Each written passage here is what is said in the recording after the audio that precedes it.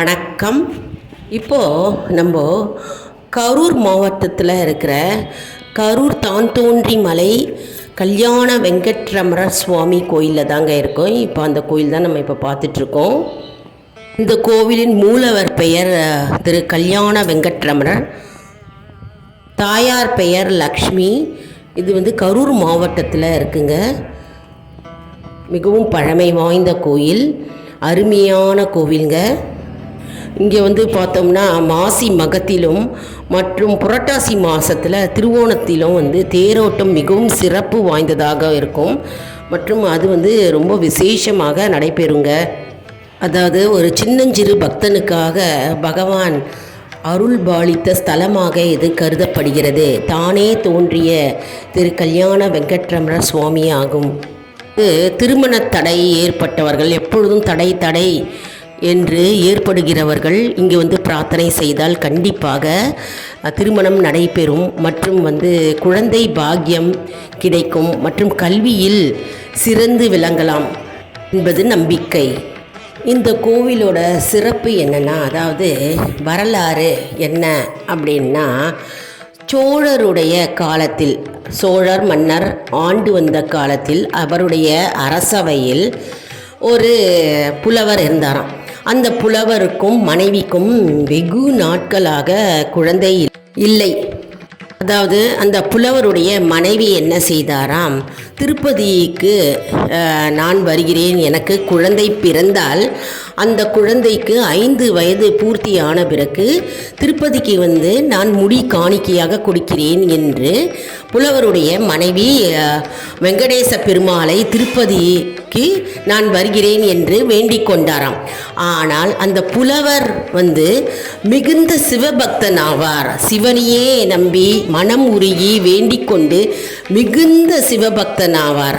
பின்னர் ஒரு நாள் புலவருடைய மனைவி கருவுற்றார். திருப்பதி வெங்கடாஜலபதியின் அருளால் அவள் கருவுற்றார் மற்றும் குழந்தை வளர்ந்து 5 வயது ஆன பிறகு அவள் தன்னுடைய கணவரிடம் வெங்கடேச பெருமாள் கோவிலுக்கு திருப்பதிக்கு அழைத்து செல்லுமாறு கேட்டுக்கொண்டாள். அதாவது முடி காணிக்கையாக கொடுக்க வேண்டும் என்று நான் திருப்பதி வெங்கடாஜலபதியை வேண்டிக் கொண்டேன். அதன்படி நம்முடைய குழந்தையை எடுத்துட்டு போய் திருப்பதி வெங்கடாஜலபதி கோவில் சென்று முடி காணிக்கையாக நாம் கொடுக்க வேண்டும் என்றாளாம். ஆனால் அந்த புலவருக்கு இப்பொழுதுதான் அந்த விஷயம் தெரிய வந்தது. மிகவும் கோபம் அடைந்து அந்த புலவர், சிவன்தான் பெரியவர், சிவனையே நான் நம்பியிருக்கிறேன், நீ எப்படி இப்படி வேண்டிக் கொள்வாய்? சிவனை வேண்டியதால் தான் நம்முடைய குழந்தை நமக்கு பிறந்திருக்கிறான் என்று அவர் மனைவியிடம் கோபமுற்று திட்டிக் கொண்டே இருந்தாராம். மற்றும் அவருடைய மனைவி மிகவும் உடல்நிலை பாதிக்கப்பட்டு, ஏனென்றால் முடி காணிக்கையாக 5 வயது ஆகிவிட்டது, முடி காணிக்கையாக நம்ம கொடுக்காவிட்டால் நம்முடைய குழந்தைக்கு ஏதாவது ஒரு பாதிப்பு ஏற்படுமோ என்று அந்த அச்சத்தினாலே எப்பொழுதும் சதா சர்வபொழுதும் நினைத்து கொண்டு, வெங்கடாஜலபதியே நினைத்து கொண்டு, திருப்பதி வெங்கடேச பெருமாளையே நினைத்து கொண்டு மிகவும் சோர்ந்த நிலையில், உடல் மெலிந்த நிலையில், உடல்நிலை மேலும் மேலும் பாதிக்கப்பட்டிருந்ததாம். அப்பொழுது அவருடைய குழந்தை, அதாவது 5 வயது குழந்தை என்ன செய்ததாம், அம்மா நீ கவலைப்படாதே, நீ இருக்கும் இடத்திலே திருப்பதி வெங்கடாஜலபதி இருப்பார் என்று குழந்தை கூறியதாம். பின்னர் அந்த குழந்தை ஒரு மலையிட்ட போய் அந்த மலைக்கிட்ட திருப்பதி வெங்கடாஜலபதி இங்கு நீர் எழுந்தருள வேண்டும், என்னுடைய அம்மாவிற்காக நீ இங்கு எழுந்தருள வேண்டும், என்னுடைய அம்மாவுக்கு உடல்நிலை சரியில்லை, அதனால் கண்டிப்பாக என்னுடைய குரலை கேட்டு நீர் இங்கு எழுந்தருள வேண்டும் என்று அந்த திருப்பதி வெங்கடாஜலபதியிடம் வேண்டிக் கொண்டாராம். மேலும் அந்த குழந்தை, அம்மாவுடைய உயிர் போன பிறகு நானும் உயிரை விட்டு விடுவேன், அதனால் என் குரலை கேட்டு திருப்பதி வெங்கடாஜலபதி இந்த இடத்தில் நீர் எங்களுக்கு தரிசனம் செய்ய வேண்டும், இந்த இடத்திலேயே இருக்க வேண்டும் என்று இந்த குழந்தை கதறி கதறி கேட்டதாம். பின்னர் என்னவாயிற்று, திடீர்னு ஒரு துறவி அந்த இடத்தில் வந்தாராம். அந்த துறவி அந்த குழந்தையிடம் கேட்டாராம், என்ன, ஏன் கதறுகிறாய், எதனால் அழுகுகிறாய் என்று கேட்டாராம்.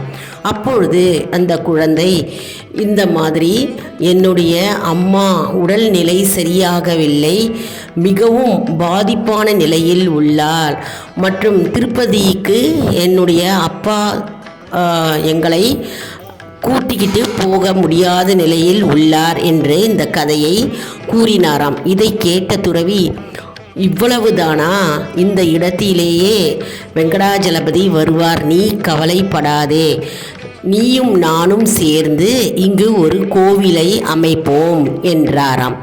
நீ சென்று சிறு கற்களை கொண்டு வா, நானும் சேர்ந்து கட்டுகிறேன், இந்த இடத்தில் கண்டிப்பாக திருப்பதி வெங்கடாஜலபதி வந்து அருளுவார் என்றாராம். அதன்படி அந்த குழந்தை சிறு சிறு கற்களை கொண்டு வந்து சேர்த்ததாம். துறவியும் கோவிலை கட்ட ஆரம்பித்தாராம்.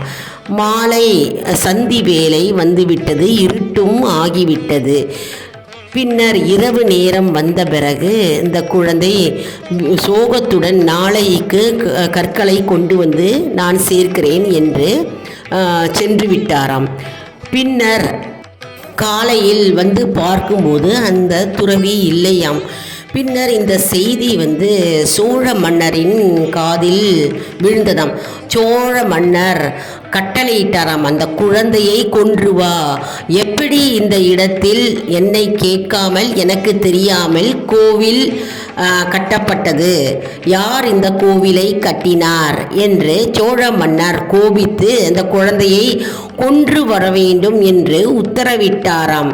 அதன்படி சோழ மன்னர் அங்கு படைகளுடன் வரும்பொழுது, அப்பொழுது இவருடைய அந்த குழந்தையுடைய தந்தையும் அந்த இடத்தில் வந்து, இந்த இடத்தில் யார் பெருமாள் கோவிலை கட்டியது, என்னுடைய மகன்தானா, இங்கு இறைவன் சிவபெருமான் இருக்கும் இடத்தில் அவரே தெய்வம், அவரே உண்மையான கடவுள், அந்த கடவுள் இங்கு இருக்கும் பொழுது எப்படி பெருமாள் கோவிலை நீர் அமைத்தாய் என்று தன்னுடைய மகனையே கொன்றாராம்.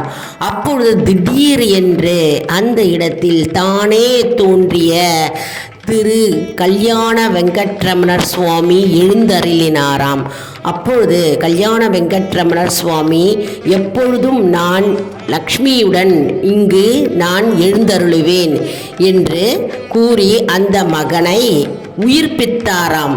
தன்னுடைய பக்தனுக்காக, சிறு குழந்தையான பக்தனுக்காக தானே தோன்றிய கல்யாண வெங்கட்ரமணர் சுவாமி இந்த கரூர் மாவட்டத்தில் தான் தோன்றி மலையாக எழுந்தருளி நமக்கு அருள் பாவிக்கிறார். அதனால் இது ஒரு சிறு குன்றின் மேல் அமைந்துள்ளது. தானே தோன்றிய திரு கல்யாண வெங்கட்ரமணர் சுவாமி ஆகும். அதாவது திருப்பதிக்கு போக முடியாதவர்கள், பெரியவர்கள் ஆகியோர்கள் இந்த கோவிலில் கல்யாண உற்சவம் செய்யலாம், மற்றும் நேர்த்தி கடனை செய்யலாம், மற்றும் அபிஷேகம் மற்றும் வேட்டி வாங்கி கொடுக்கலாம், மற்றும் மாலை வாங்கி சாற்றலாம், மற்றும் அர்ச்சனை பொருட்களுக்கு நாம் பணம் மற்றும் அர்ச்சனை பொருட்களையும் வாங்கி கொடுக்கலாம். மிகவும் சிறப்பு வாய்ந்த அற்புதமான கோவில்கள். அதாவது திருப்பதிக்கு அடுத்தபடியான இந்த கோவில் என்றே சொல்லலாம். நம்ம கல்யாண உற்சவம் நம்ம இங்கே செய்யலாம். மிகவும் அருமையான கோவில். நமக்கு கல்யாண வெங்கட்ரமணர் சுவாமி அழகான கோலத்தில் நமக்கு காட்சி தருகிறார்.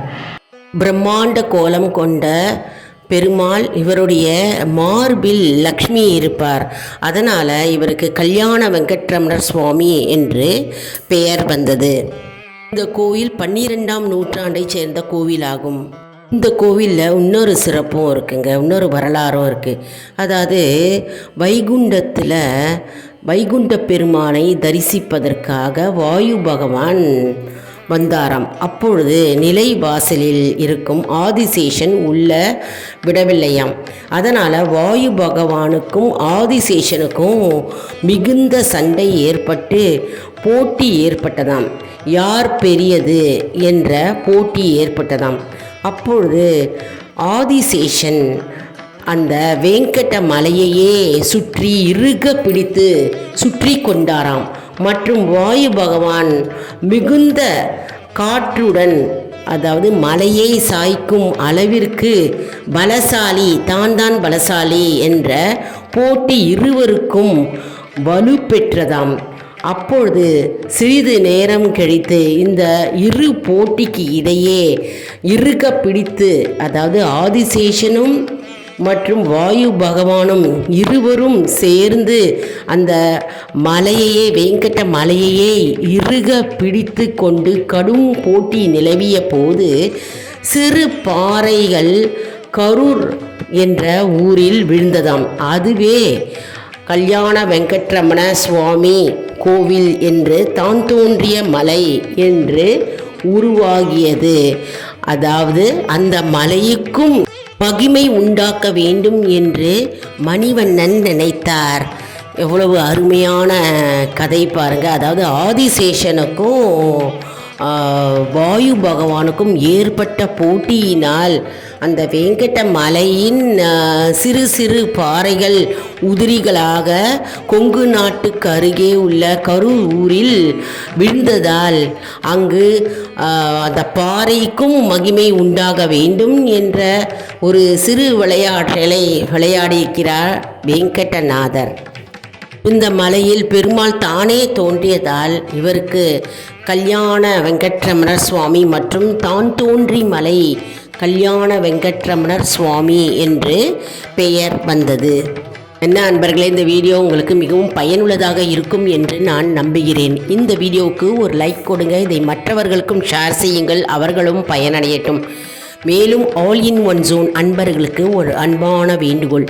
நம்முடைய கம்யூனிட்டி போஸ்ட்டில் கேள்வி பதில் நேரம் வருங்க. அந்த கேள்விகளுக்கு பதில் தாங்க. நம்முடைய ஆன்மீக பயணம் எப்படி இருக்கிறது என்பது இதன் மூலம் நாம் தெரிந்து கொள்ளலாம். இது நமக்கு ஒரு ஊக்கமாகவே அமையும். அதனால் இது சப்ஸ்கிரைப் செய்தவர்களுக்கு மட்டுமே தெரிய வரும். நம்முடைய சேனலை மறக்காமல் சப்ஸ்கிரைப் செய்து கொள்ளுங்கள். கூடவே அந்த பெல் பட்டனை ப்ரெஸ் செய்து ஆல் என்கின்ற ஆப்ஷனையும் ப்ரெஸ் செய்யுங்கள். அப்போ தான் நான் போடுற வீடியோஸ் எல்லாம் உங்களுக்கு உடனுக்குடன் நோட்டிஃபிகேஷனில் தெரிய வரும். அடுத்த வீடியோவில் வேறு ஒரு தலைப்புடன் உங்களை சந்திக்கிறேன். நன்றி, வணக்கம்.